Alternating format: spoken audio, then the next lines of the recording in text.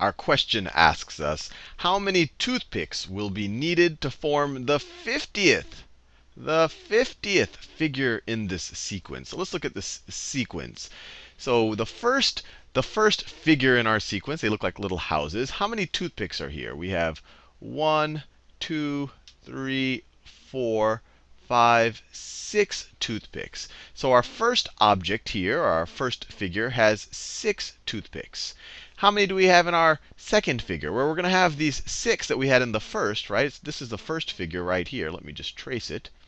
That's the first figure right there. And then how many new toothpicks are we going to have? We have 1, 2, 3, 4, 5. So we have 6 plus another 5. So we have the 6 in the original one plus another 5, which is equal to 11 toothpicks.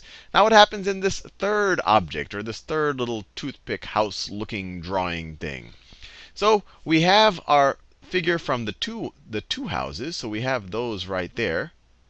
This is the exact same thing that we had as our second object. So that's that right there. And how many more do we have? Well, it's going to be the same thing. We've just added on this other extension to our house. You can view it that way. So we have 1, 2, 3, 4, 5. So it looks like every time we go down this sequence, or we add a new term to the sequence, or a new object to the sequence, we're adding 5 toothpicks. So here we're going to have 11 plus 5. There's 11 toothpicks in this part of it, and then we have another 5. 11 plus 5, which is 16. Same thing over here. We have 16 in this part of the drawing. That part of the drawing is going to be 16 toothpicks, if you draw all of that. And then we're going to have another 5 right here. So this is going to be 16 plus 5, or 21. So how can we figure out how many toothpicks we're going to have in the 50th figure? I mean, we could draw 50 of them, but it's going to take us forever. So all we have to do is realize the pattern. Every one, we're just going to add 5. Or we can even come up with a formula for the nth figure. How many toothpicks in the nth figure? So here, in the first figure, we have, you can view it this way. In this first figure, we have 1 plus 5 toothpicks, right? We have this 1. You can imagine that was always there, and then you added 5 right there. So that's our first term in our sequence. Our second term in our sequence, what do we have? We have 6, which is 1 plus 5. So we have that 1 plus 5, plus another 5, plus this 5 right here, plus another 5. And then our third term in our sequence, what do we have? We have all of this business that we had in the second term. So 1 plus 5 plus 5. And then we have another 5. We do it in green. We have another 5.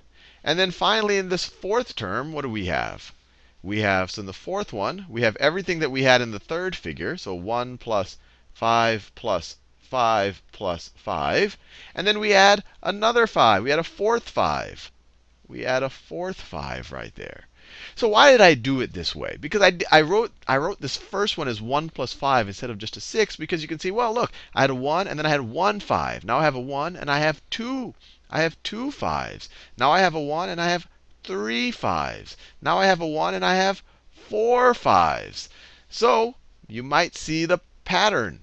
If I had the nth term, right here, I will have a 1 plus n 5s, right? The first term has 1 5. The second term has 2 5s. Third term has 3 5s. Fourth term has 4 5s. So the nth term, if this is, if this is 10, it's going to be 1 plus 10 5s. Or if it's n, if I'm kind of abstracting a little bit, I'm going to have 1 plus 1 plus 5 times n. Right? And try it out. If n is equal to 1, it's going to be 5 times 1. If n is equal to 2, it's going to be 5 times 2. If n is equal to 3, it's going to be 5 times 3. So that when the 50th term, if we're talking about the 50th term, how many toothpicks are we going to have? We're going to have 1 plus 5 times 50. Right? N is 50 here, which is equal to what? 5 times 50 is 250. That's 250. And then we add 1. We're going to have 251 toothpicks will be needed to form the 50th figure in this sequence.